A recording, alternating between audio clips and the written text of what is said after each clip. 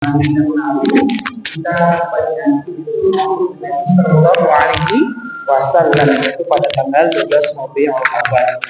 Insya Allah pada kajian subuh ini spesial nanti kita akan mengaji kembali yaitu berkenaan dengan kitab fikih yaitu Syarah Umdatul Ahkam. Insya Allah akan disampaikan oleh Ustaz Haris Toharul Rahman. Oleh karena itu mari kita bersama simak. Dan kalau bisa kita mencatat sekaligus setelah kita mencatat kita amalkan apa yang menjadi materi pada pagi hari ini. Mari kita mulai kajian subuh kita dengan bersama membaca basmalah. Bismillahirrahmanirrahim. Pada Al-Ustaz Haris Toharul Rahman, waktu dan tempat dipersilahkan.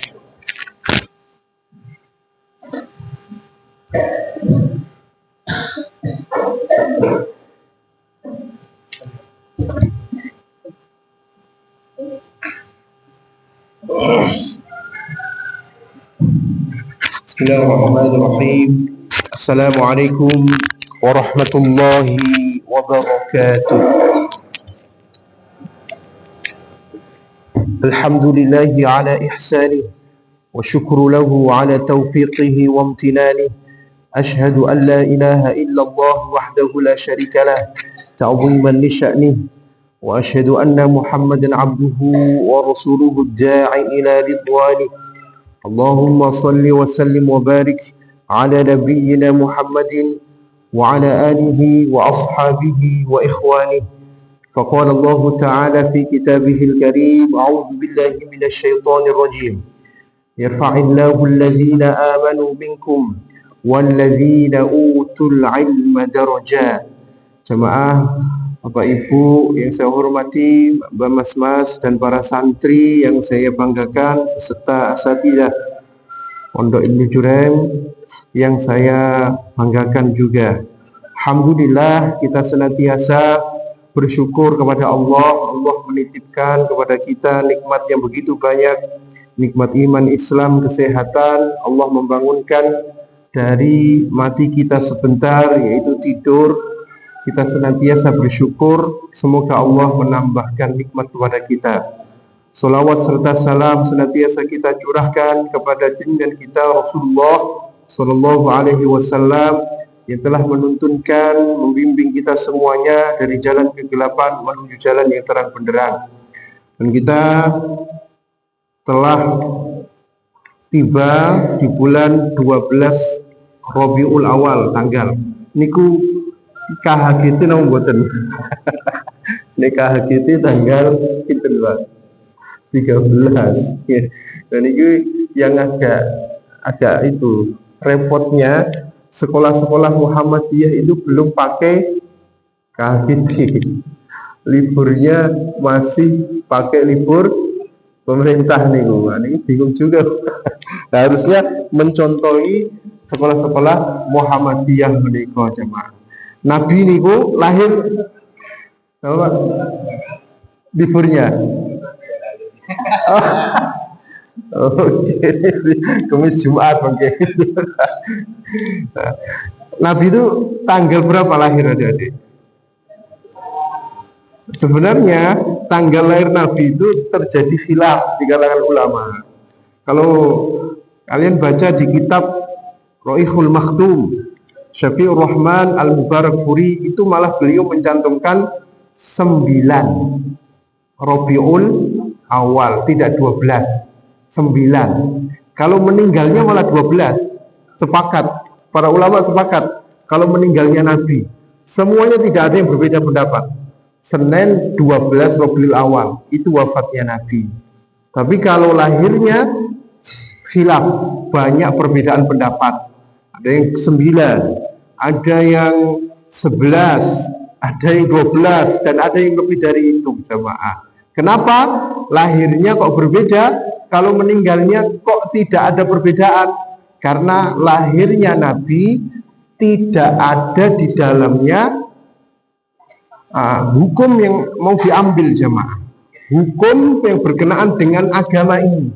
Karena Nabi itu barulah lahir, sehingga berbeda pendapat, tidak dituntut untuk mengetahuinya. Tapi kalau beliau meninggal dunia, Ada hukum yang ingin diambil dalam Islam. Apa? Bahwa wahyu itu sudah terputus sejak tanggal 12 Rabiul Awal. Rabiul Awal. Ini juga menunjukkan bahwasanya ketika Nabi Shallallahu Alaihi Wasallam itu meninggal, secara otomatis Islam itu sudah sempurna dan tidak boleh kita membuat mereka-reka di dalam agama Islam menikah. Apa hukum merayakan Maulid, merayakan atau memperingati? Ya. Kalau Muhammadiyah santai, tidak ada dalil yang melarang dan tidak ada dalil yang memerintahkan. Sepanjang niatnya untuk pelajaran, sepanjang niatnya untuk napak tilas perjuangan Nabi, mentadaburi kisah-kisahnya, nggak apa-apa.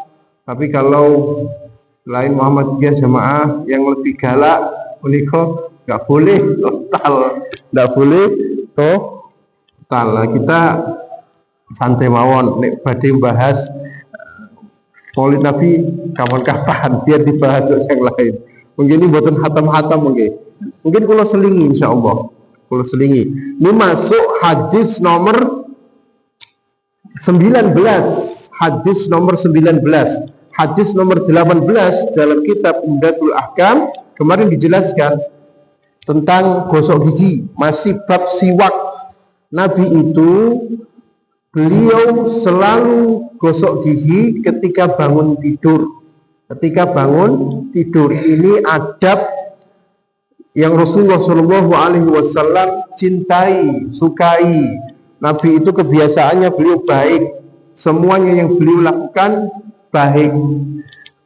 Termasuk Nabi mencintai siwak. Di dalam siwak itu terdapat kebaikan. Nabi Shallallahu Alaihi Wasallam cara jalannya juga terbaik. Bagaimana cara jalan Nabi? Ada di kitab Asy-Syama'il Al-Muhammadiyah. Cara jalan Nabi itu beliau jalannya cepat, tegak badannya, pandangan menghadap ke bawah, tek tek tek tek, seperti turun dari turunan. Ari mensifati seperti turun dari turunan, cepat cara jalan beliau.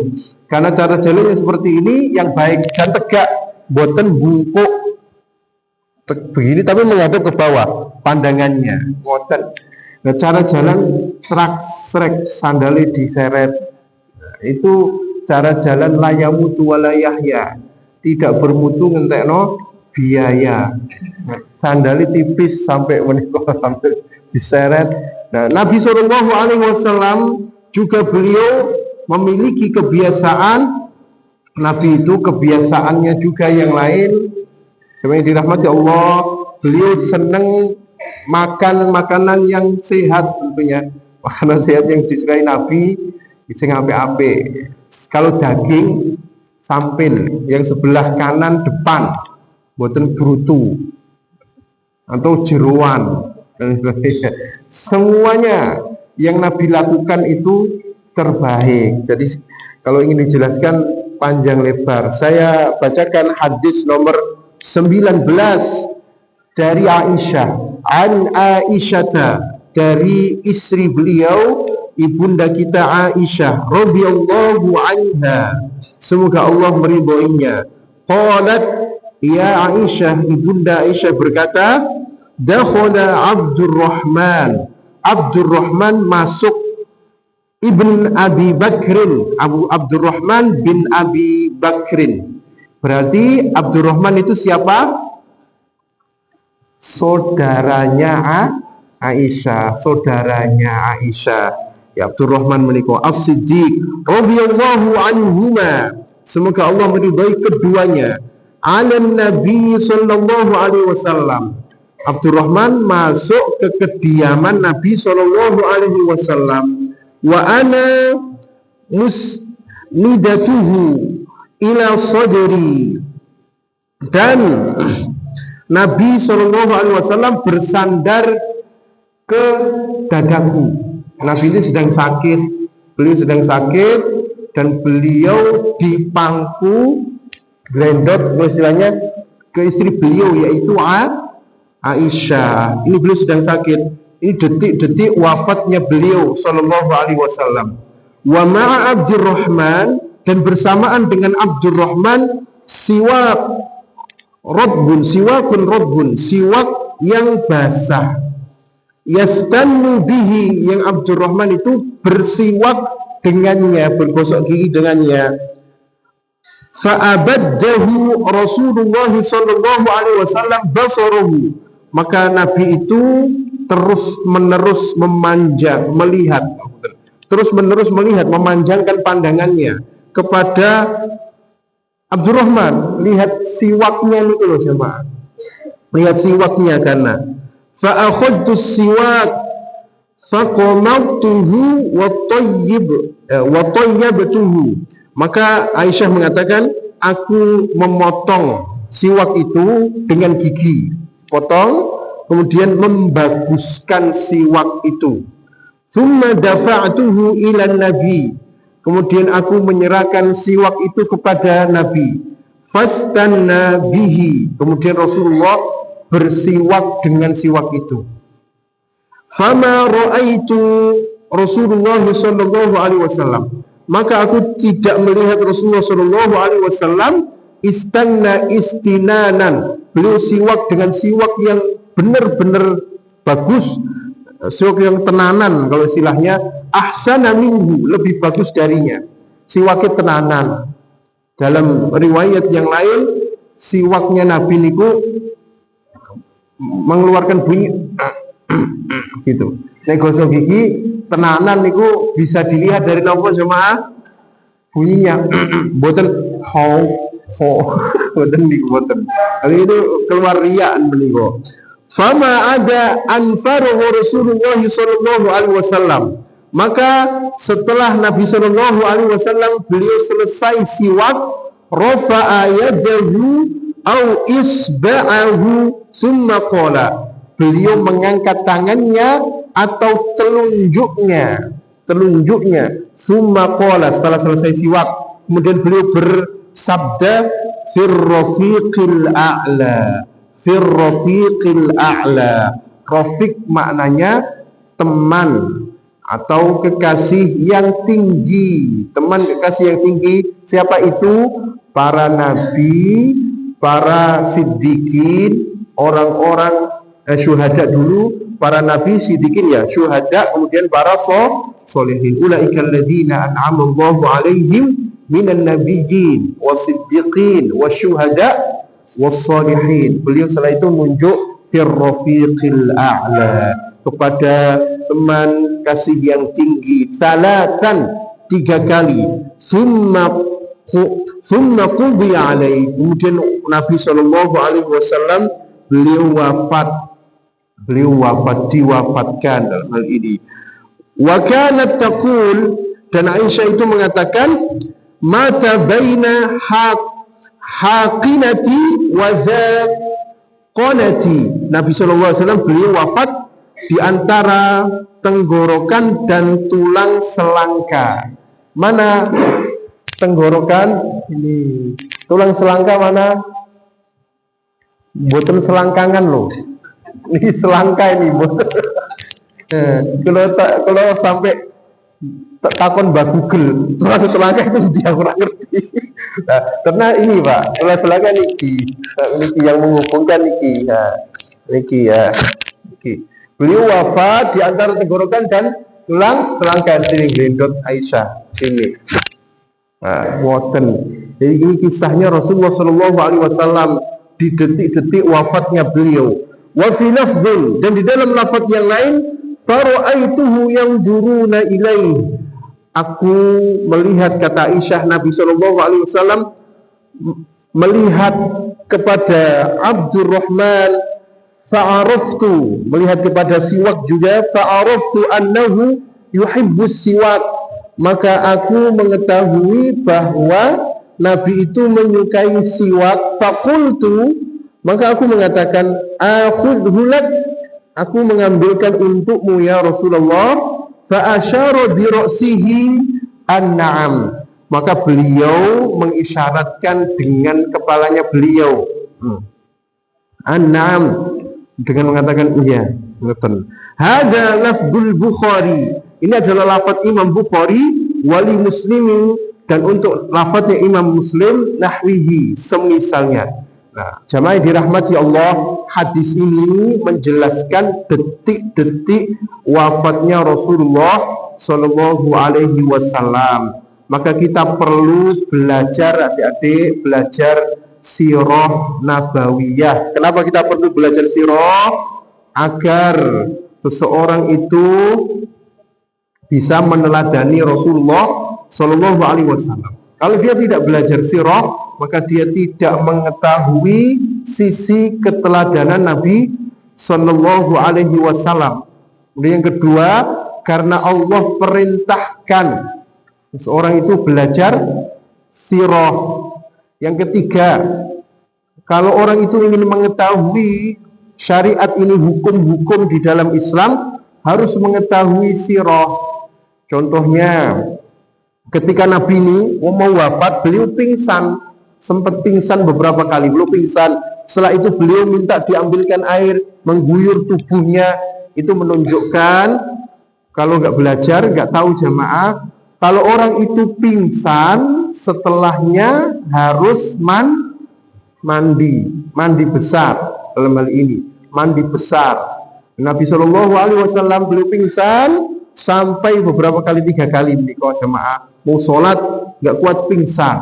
Niku mandi beliau diguyur di situ, di tempatnya. Karena boten spring bed ge, tempat tidurnya beliau boten spring bed.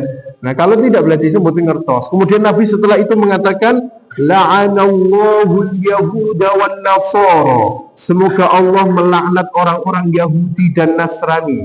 Ittakhadhu qubur anbiya'ihim masajid, yang mereka menjadikan kuburan nabi-nabi mereka sebagai masjid.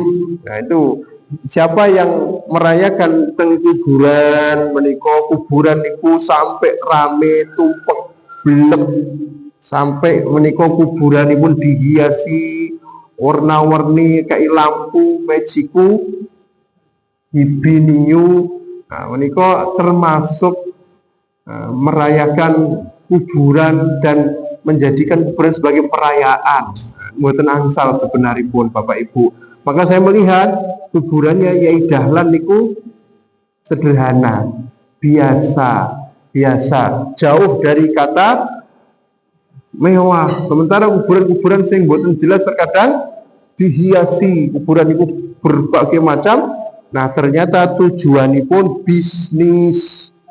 Tujuanipun niku bisnis. Terkadang wonten kotake niku amalah itu baik. Itu apa ya?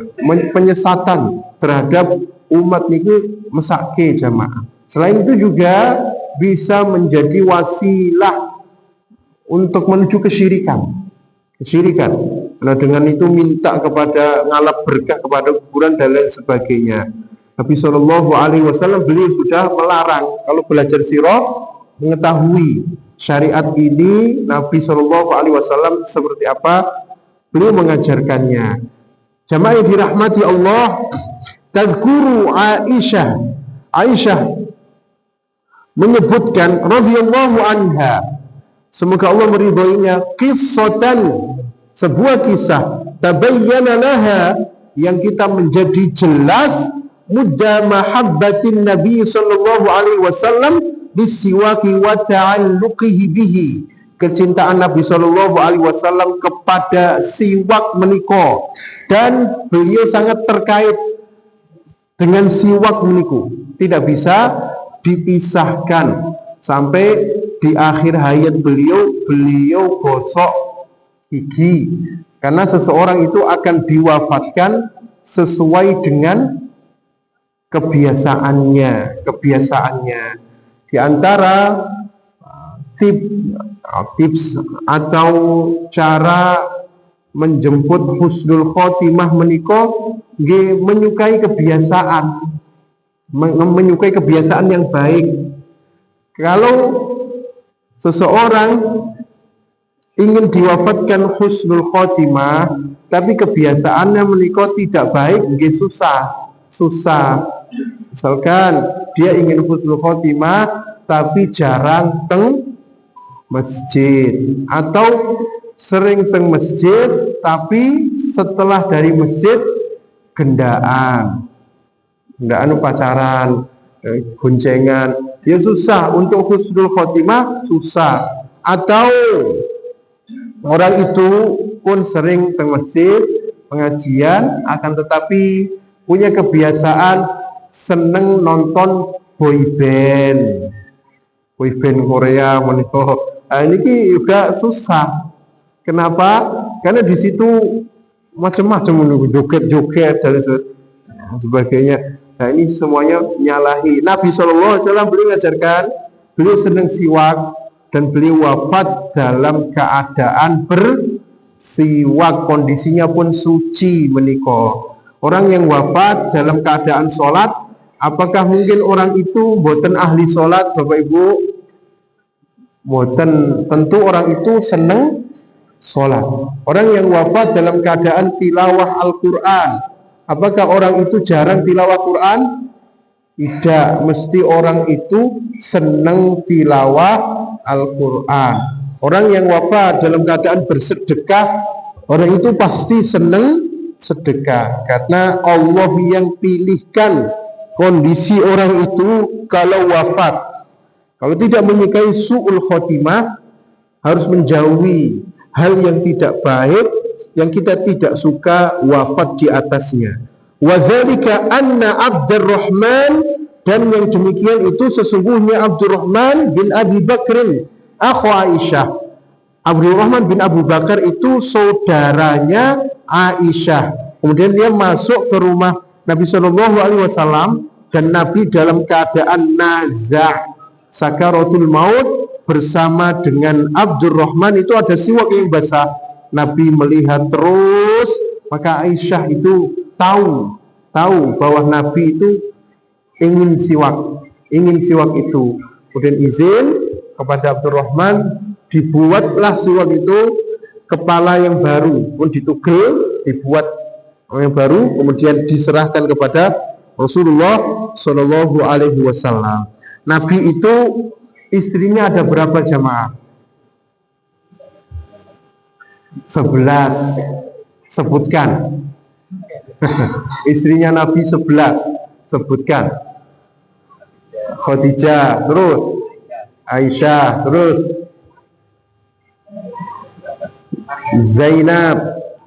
Zainab binti Jahsi, Zainab binti Khuzaimah. Zainab itu ada dua, Zainab binti Jahsi, Zainab binti Khuzaimah. Namanya sama, Zainab. Terus apa lagi? Sauda. Terus Maria Qibtiyah, terjadi khilaf di kalangan ahli sejarah. Maria Al-Qibtiyah itu apakah istri Nabi atau budak? Yang kuat Maria Qibtiyah itu budak. Nah, budak halal jika digauli. Budak beda dengan pembantu loh Pak. Beda. Ayo, yang ke-6 apa? Ada dek? Ya. Sofiyah binti Huyai. Terus apa lagi? Juwairiyah.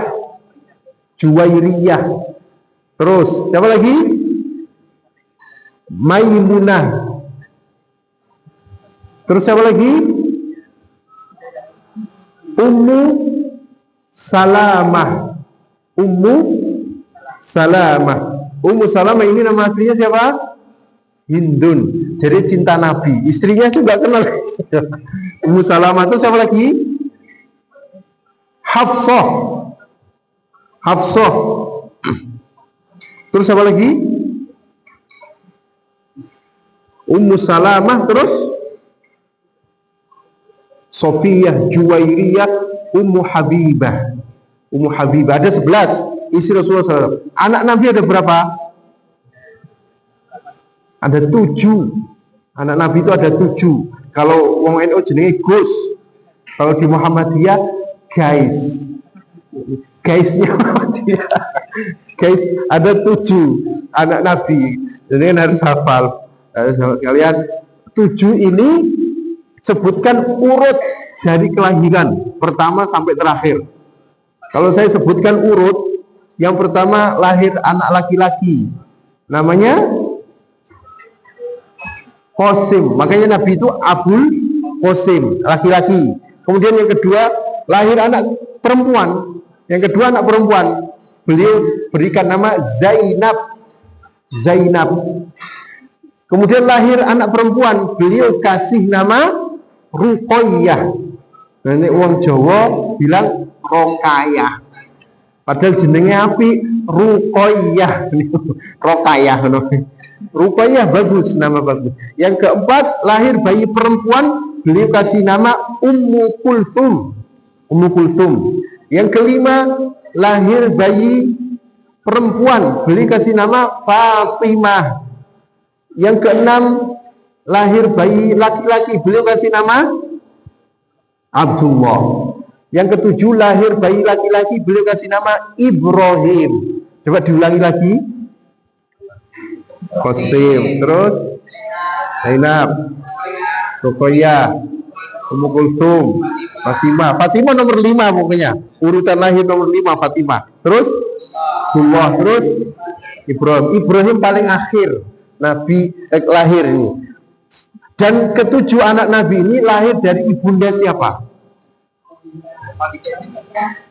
Khadijah 6. Coba Khadijah itu dinikahi Nabi berapa umurnya? 40 tahun. Meskipun itu diperselisihkan ulama, masuk 40 tahun anaknya 6. Jadi kan hitung saja, hitung-hitungan menikah 40 tahun nikah dengan Nabi, anaknya makanya ada yang menyanggah, ada yang menyangkal tidak 40 tahun, kurang dari itu, 30-an sebenarnya, atau bahkan lebih muda umurnya. Anaknya 6 Khadijah, 1 Ibrahim lahir dari ibunda Maria Al-Qibtiyah. Niku Nabi SAW kita harus tahu sekeliling Rasulullah, dan istri beliau yang beliau cintai itu Khadijah yang pertama. Kalau di klasemen Khadijah, setelah Khadijah Aisyah, karena Khadijah ini selimut, Khadijah ini benteng betul, yang menyukai Nabi semuanya, lahir batin dukung Nabi Shallallahu Alaihi Wasallam. Jadi Nabi susah lupa dengan Khadijah. Pernah Nabi Shallallahu Alaihi Wasallam itu dikunjungi oleh sepupunya Khadijah, suaranya mirip Khadijah. Kemudian Nabi langsung gregah ngoten. Karena mengingatkan Khadijah suaranya, langsung Aisyah ini cemburu jamaah. Apa yang kau harapkan wanita yang sudah tua gitu, dicemburu dia. Nah, Aisyah kemudian diingatkan oleh Nabi, Khadijah ini jasanya nggak tertanding, luar biasa pada Rasulullah Shallallahu Alaihi Wasallam. Nah, Bapak Ibu yang dirahmati Allah, dari hadis ini ada beberapa pelajaran. Sebentar, yang pertama adalah al-istiyaku bisiwakir ar-rotobi, yaitu membiasakan siwak basah. Sing Abdul menika siwake basah nih. Siwak basah karena yang basah itu bisa membersihkan dengan bagus, dengan baik. Yang kedua, islahus siwak wa tahayyu'i, membaguskan siwak. Dalam hal ini memperbaiki dan membaguskan siwak kalau mau dibuat gosok gigi. Keadaannya dibuat bagus, kemudian setelah itu dibuat untuk gosok gigi, dan gosok giginya tentunya yang sungguh-sungguh, jangan nempel mawon dan gitu selesai. Nah, Nabi tidak seperti itu gosok giginya, beliau membersihkan ujung-ujungnya, sela-selanya dan sebagainya. Kemudian yang ketiga, gosok gigi niku sing sae gini, nama gini, nama itu gini. Saya diajari dokter jadi dari atas ke bawah Pak katanya. Kalau dari gigi yang atas ke bawah, jangan bawah ke atas. Jadi dokter gigi ini seret. Yang penting tersikat. Nggak harus buanter. Enggak, kemudian tersikat seret. Kemudian dalam dari atas ke bawah seret. Dalam juga baru gini. Kalau dari bawah, atas bawah atau bawah ke atas? Kalau dari bawah ke atas. Kenapa seperti itu? Karena agar sarafnya ini tidak kebuka, tidak sensitif. Nah, itu kata dokter ngoten. Kemudian yang ketiga, al-istiyaku bisiwakil ghairi ba'da tathhirihi wa tanzifihi. Membaguskan siwak kepada yang lain setelah mensucikannya dan membersihkannya. Jadi dalam hal ini kalau siwak menika jamaah dari keluarga kita nopo-nopo ya dipotong dulu, dibersihkan. Jangan langsung dipakai kecuali istri ya. Kalau istri beda. Yang keempat, al-amalu bima yufhamu minal isyarati wad dilalati. Mengerjakan sesuatu yang dipahami minal isyarati dari isyarat wad dilalati dan petunjuk. Dalam hal ini Nabi itu lihat Abdurrahman, kemudian Aisyah istrinya langsung tahu, cerdas, engkau ingin siwak? Iya. Nah, diambilkan siwak itu untuk Rasulullah SAW. Yang kelima, yang terakhir, ar-rafiqul a'la.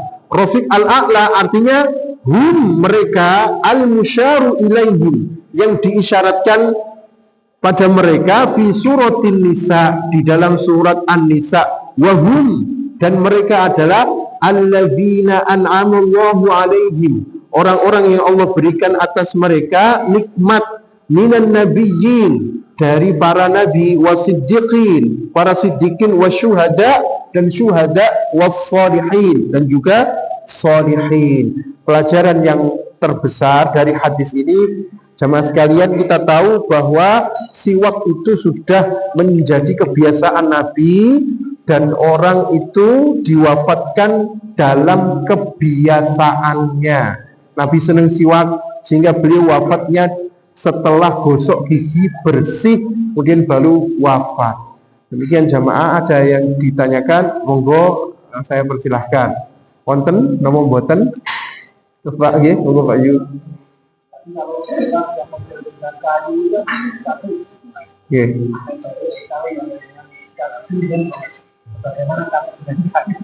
Dengan kayu. Ini dikemas-kemas Pak. Saya digini-gini dulu. Dicopot. Dikemas agar ada cabangnya ngoten lho. Dikemas-kemas, setelah itu dibuat untuk gosok gigi menika. Tidak langsung, biasanya kan bonggolan menika. Jadi dikemas-kemas dulu, ada kepala baru beberapa niku. Nah, ini dibuat untuk gosok gigi, dibasahi dulu. Karena kalau nggak basah menika itu sakit resik dengan penuh. Jadi kalau gosok gigi kan lembut. Nah, kalau siwak itu gede, buatan gede di langsung ini susah. Jadi dikemas dulu, dipecah, baru itu dibuat untuk gosok gigi. Buatan sebagaimana Aisyah niki. Kan odol. Odol pun enten. Maksudnya di dalam odol niku zatnya sudah ada dari siwak niku, pun enten siwak. Tapi siwak niku pun cekap sebenarnya pun. Sekarang karena gua kayu ora enak, didarani primitif. Wong kok primitif, dados sikat gigi ya enggak apa-apa. Monggo. Menika sing penting gosok gigi. Semoga bermanfaat. Ada lagi Bapak Ibu? Kita tutup dengan doa kafaratul majlis. Subhanakallahumma wa bihamdika asyhadu an la ilaha illa anta astaghfiruka wa atubu ilaik. Assalamualaikum warahmatullahi wabarakatuh. Iya, Pak.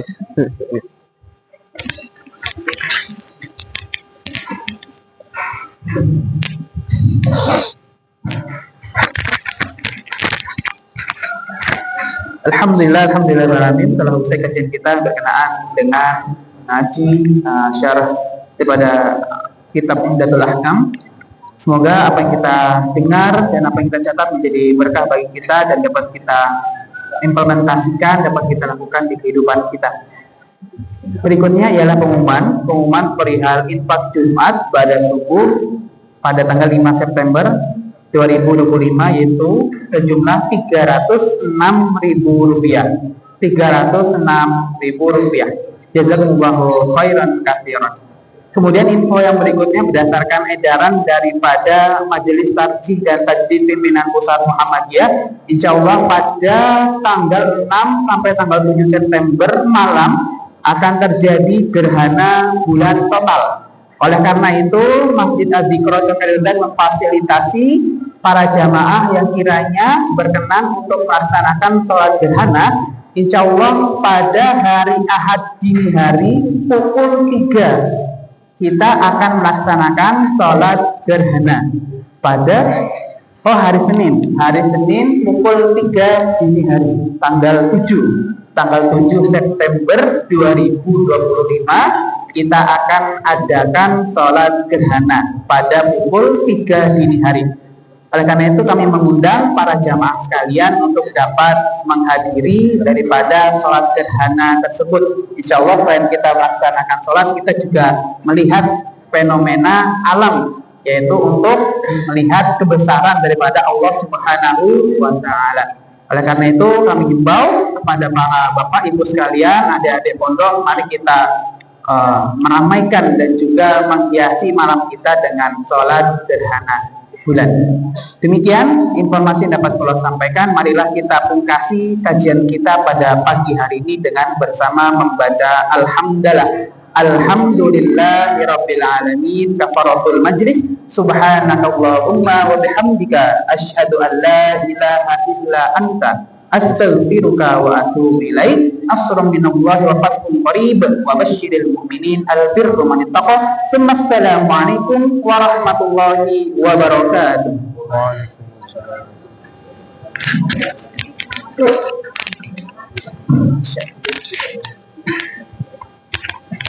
Ya, Ryan.